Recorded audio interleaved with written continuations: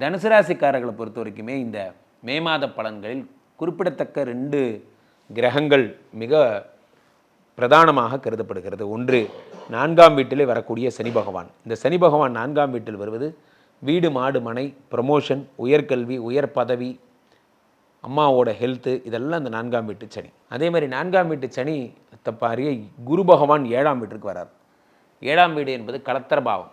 கலத்திர பாவத்திலே வரக்கூடிய குரு 7ங்கிறது என்ன இன்பம் லவ் அண்ட் லெஸ் எல்லாம் 7 தான். அந்த இடத்துல குரு பகவான் வரும்பொழுது மேரேஜ் பிராப்தி விவாக பிராப்தி எல்லாம் சித்தி பண்ணுறார். லவ் மேரேஜ் அரேஞ்சு மேரேஜ் எது பண்ணாலும் சரி 7ஆம் இடத்துல குரு பகவான் வரும்பொழுது திருமண வைபவங்களை எல்லாம் ஒன்று நடத்துகிறார். ரொம்ப வருஷம் ஆச்சு குருஜி எனக்கு குழந்தையே ஆக மாட்டேங்குது, ரொம்ப வருஷம் ஆக போகுது, எனக்கு ஒன்றும் கல்யாணமே ஆகலை, ஏறாத கோயில் இல்லை, பார்க்காத சாமியார்கள் எல்லாம் சொல்கிறாங்கல்ல. இந்த மாதிரி 7ஆம் இடத்துல குரு பகவான் வரும்பொழுது குரு தான் அதனுடைய வாத்தியார், எல்லாத்தையும் சரி பண்ணுவார். உங்களுக்கு ஃபாரின் போகிற யோகங்களை தருவார், சகல விதமான சித்துக்களையும் தருகிறார்.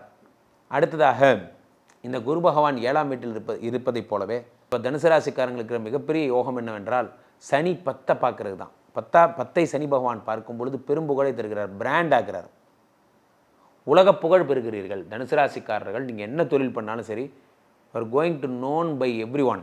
இருந்தாலும் 8லே செவ்வாய் வருவதால் வண்டி ஓட்டும் போது ரொம்ப ஜாக்கிரதையாக ஓட்டணும். முருகனை கும்பிட்டு முருகனை வணங்கி தான் நீங்கள் வண்டி ஓட்டணும். 3ஆம் இடத்து ராகு என்பது முயற்சிகளில் வெற்றிகளை தருகிறது. 9ஆம் இடத்து கேது என்பதும் முயற்சிகளில் வெற்றியை தருகிறது. இருந்தபோதும் 3ஆம் இடத்து ராகுவை குரு பார்த்து பெரிய விஸ்தாரணமாக பிரம்மாண்டமான பிளான்லாம் போட வைக்குது.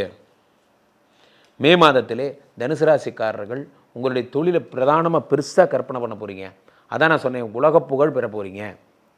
4ஆம் வீட்டிலே உச்சம் பெற்ற சுக்கிரன் இருக்கிறார். 6 கூடிய உச்சம் பெற்ற சுக்கிரன். நீங்களும் ரொம்ப ஜாக்கிரதையாக இருக்கணும்.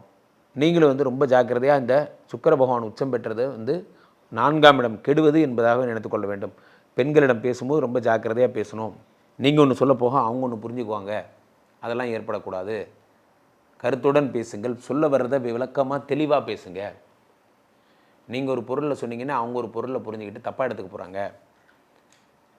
ஸோ தனுசு ராசிக்காரர்கள் தன்னுடைய பெயரை காப்பாற்றிக்கிறதுல ரொம்ப ஜாக்கிரதையாக இருக்கணும். இருந்தாலும் ப்ரமோஷன் ஓவர்லோடு ரொம்ப அதிகப்படியான வேலை அழுத்தம் பணிச்சுமை உங்களுக்கு ஏற்படும். அதுலேருந்து வெளியே வரணும். உங்களை ஒர்க் லைஃப் பேலன்ஸை நீங்களே ப்ராக்டிஸ் பண்ணிக்கோங்க. அப்போ தனுசு ராசிக்காரர்கள் மிக பொறுமையாக உங்களுடைய எல்லா விஷயங்களையும் கையாள வேண்டும். தனுசு ராசிக்காரர்களுக்கு 100க்கு 95 மார்க்.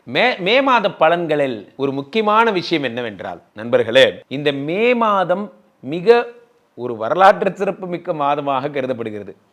என்ன சார் சொல்கிறீங்க, அவ்வளோ முக்கியமான ஒரு மாதமா என்றால், ஏனென்றால் உங்களுக்கு இந்த மாதம்தான் குரு பயிற்சியும் நடக்கிறது, ராகு கேது பயிற்சியும் நடக்கிறது.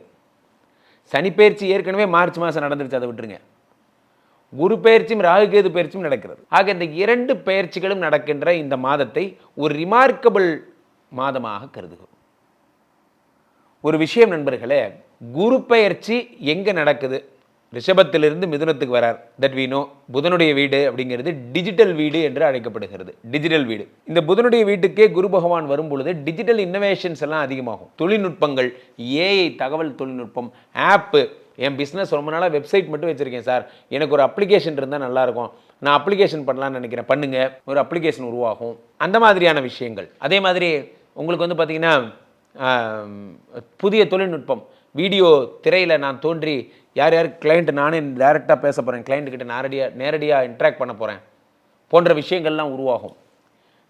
ஒலி சம்மந்தப்பட்ட வித்தகங்கள்லாம் ஏற்படும். சவுண்டில், லைட்டில், மின்னணு பரிமாற்றங்களில் வேறு லெவலில் நீங்கள் பிஸ்னஸை ப்ரொமோட் பண்ணுவீங்க. சார் இன்னைக்கு நாள் பிஸ்னஸ், நான் ஒரு நாளைக்கே உலகத்தினுடைய அத்தனை தொழிலதிபர்கள்ட்டையும் பேசுகிறேன், எத்தனையோ பேர்கிட்ட பேசுகிறேன். அவர்கள் அத்தனை பேர் சொல்கிற தகவல் ஒன்று தான், உலகம் கைக்குள் வந்து விட்டது.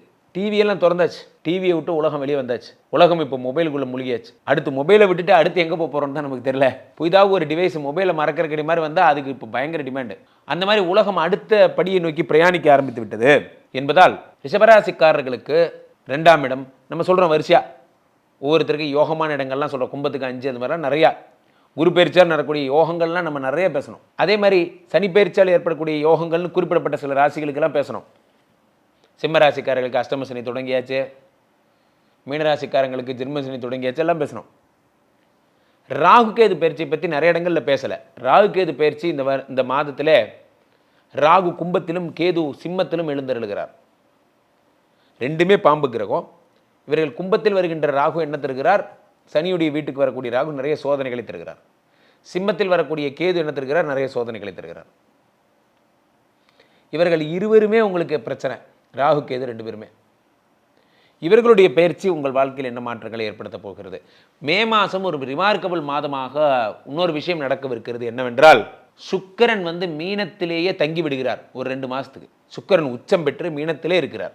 ஏன் அப்படி ரொம்ப நாள் ஓவர் ஸ்டே தெரில, அவரை தான் போய் கேட்கணும். ரொம்ப நாள் ஓவர் ஸ்டேவா அங்கேயே ஸ்டே பண்ணுறார். இந்த பக்கம் என்னடான்னா, இவர் யார், நம்ம செவ்வாய் கடகத்தில் நீச்சம் பெற்று ரொம்ப நாள் இருக்கார். ஏன் ரொம்ப நாள் செவ்வாய் கடகத்தில் நீச்சம் தெரில, அவரை தான் கேட்கணும். சில விஷயங்கள் அந்தந்த கிரகங்களை தான் கேட்கணும். ஏன்னா அவர் ரொம்ப நாளாக அங்கே தான் இருக்கார். அடுத்ததாக உங்களுக்கு பெரிய ரிமார்க்கபிள் விஷயங்கள்னு பார்த்தீங்கன்னா, சூரியன் உச்சம் பெற்றவர் நகர்ந்து புதனோடு சேர்ந்து ரிஷபத்துக்கு வந்துடுறார்.